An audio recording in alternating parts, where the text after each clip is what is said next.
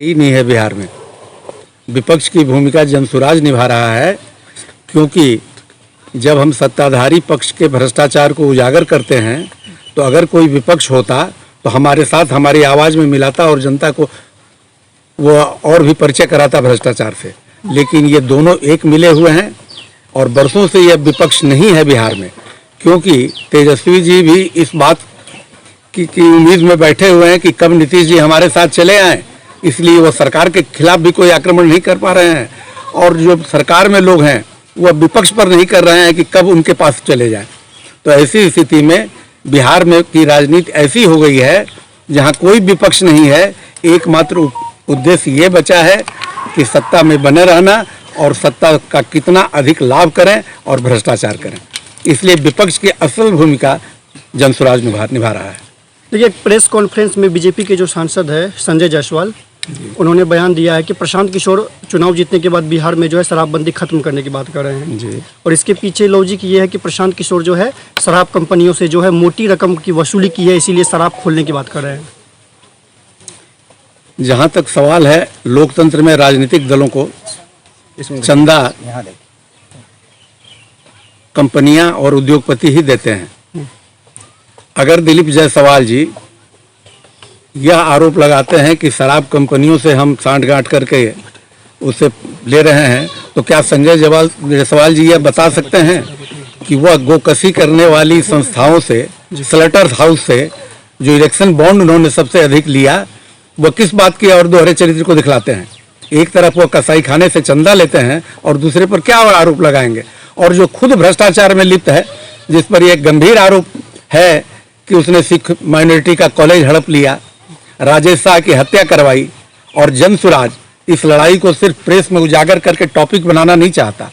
आपको पता होगा कि माननीय उच्च न्यायालय पटना ने निर्देश दिया था कि इसकी एक निष्पक्ष और उच्च स्तरीय जांच बढ़िया से हो, लेकिन उन्होंने एसपी को अपने मेल में लिया, आईओ को मेल में लिया और माननीय उच्च न्यायालय के अनुदेश का पालन नहीं किया गया और लीपापोती कर दी गई। जनसुराज इसके बारे में फिर से जांच को ओपन करने के लिए माननीय उच्च न्यायालय में सहयोग कर रहा है पीड़ित परिवारों को और पीड़ित संस्थाओं को। ठीक है, ऐसा बताया जा रहा है कि जनसुराज जो पार्टी है काफ़ी इसमें वसूली की गई है, लेकिन आमतौर पर अगर देखा जाए तो खास करके जो बीजेपी के जो मंगल पांडे स्वास्थ्य मंत्री रहे थे, उनके कार्यकाल में 1200 एम्बुलेंसों का खरीदारी किया गया था, जो कि अन्य राज्यों की तुलना में ज़्यादा रकम दिखाया गया था। तो इसमें भी काफ़ी घोटाला हुआ बीजेपी के द्वारा। मंगल पांडे जी, जैसा कि हमारे नेता आरोप लगाते हैं उन पर कि कॉटन बैंडेज वालों से जब पैसा लेते हैं तो दूसरी बात क्या करेंगे वो। मंगल पांडे जी ने जब पूरे बिहार में क्या पूरे हिंदुस्तान में लोग कोविड से करा रहे थे, उस वक्त उन्होंने द्वारका के सहारा अपार्टमेंट में एक फ्लैट खरीदा जो कागजी दाम उसका है 86 लाख रुपए, और उन्होंने बताया कि हमारे पास पैसे की कमी थी तो मेरे पिताजी ने दिलीप जायसवाल से 25 लाख रुपया कर्ज लिया था। लेकिन उसी पीरियड में उनकी पत्नी के खाता में लगभग 2 करोड़ से अधिक रकम जमा थी। इस स्थिति में उनको 25 लाख रुपए कर्ज लेने की क्या जरूरत पड़ी, यह आज तक उन्होंने स्पष्ट नहीं किया। और यह भी स्पष्ट नहीं किया कि उनकी पत्नी के खाता में जो 2 करोड़ से अधिक की राशि थी, वह राशि कहाँ से आई। हमारे प्रशांत जी ने उनको वक्त दिया है कि वो बता दें कि वह रकम कहाँ से आई थी, और नहीं बताते हैं तो जनसुराज बताएगा कि वह रकम भी कहाँ से आई थी। तो जो खुद भ्रष्टाचार में लिप्त हैं, ये क्या बात करेंगे। लगाया है किसी कॉलेज के मामले को लेकर किशनगंज में। जी, इस पे क्या कहेंगे आप। किशनगंज में जो माता गुजरी मेडिकल कॉलेज है, वह सिख माइनॉरिटी का है। उसको एक करतार सिंह ने किया था शुरू। धीरे धीरे इन्होंने यह किया, जिस कॉलेज में ये एक एम्प्लॉय थे, उस कॉलेज के पूरे सिख माइनॉरिटी स्वरूप को इन्होंने बदल दिया, ट्रस्टी को बदल दिया, और पता नहीं कैसे उस कॉलेज में प्रवेश कर गए, और प्रवेश करते हुए पूरे कॉलेज को ही इन्होंने हड़प लिया।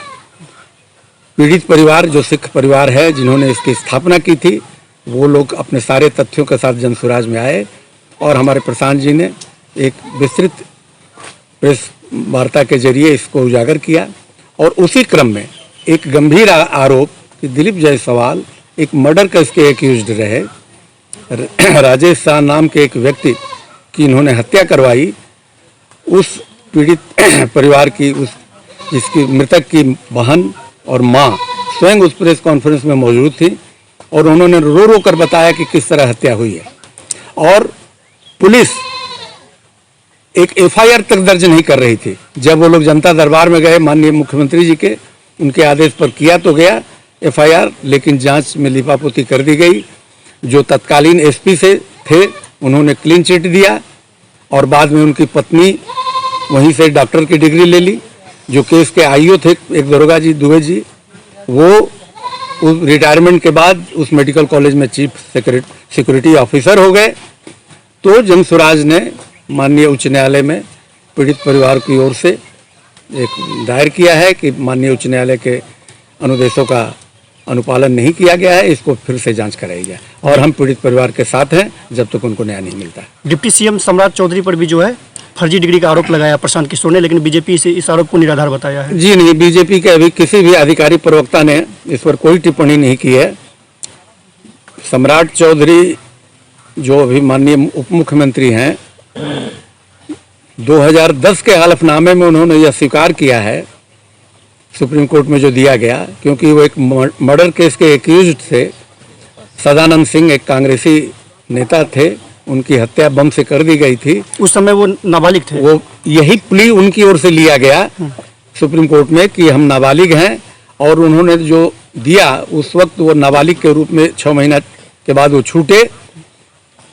लेकिन 2010 में उन्होंने जो हलफनामा दिया उसमें उन्होंने खुद को मिडिल पास बताया है। 10वीं में फेल हुए हैं वो, 234 नंबर कुल उनको मिला था, और मैट्रिक का जो सर्टिफिकेट है उसमें उनको बताया गया कि वो मैट्रिक फेल हैं। उसके बाद अचानक ये कामराज यूनिवर्सिटी से ग्रेजुएट होते हैं और यूनिवर्सिटी ऑफ कैलिफोर्निया से डिलीट हो जाते हैं। तो ये एक बहुत बड़ा सवाल उनसे है कि उन्होंने मैट्रिक पास कब किया, ये आकर बता दें वो। और क्या बिना मैट्रिक पास किए कोई ग्रेजुएट और डिलीट कर सकता है? उन्होंने उस यूनिवर्सिटी से अपने को ग्रेजुएट बताया है जो यूनिवर्सिटी अस्तित्व में है ही नहीं। एक सवाल आप सर से कर लेते हैं।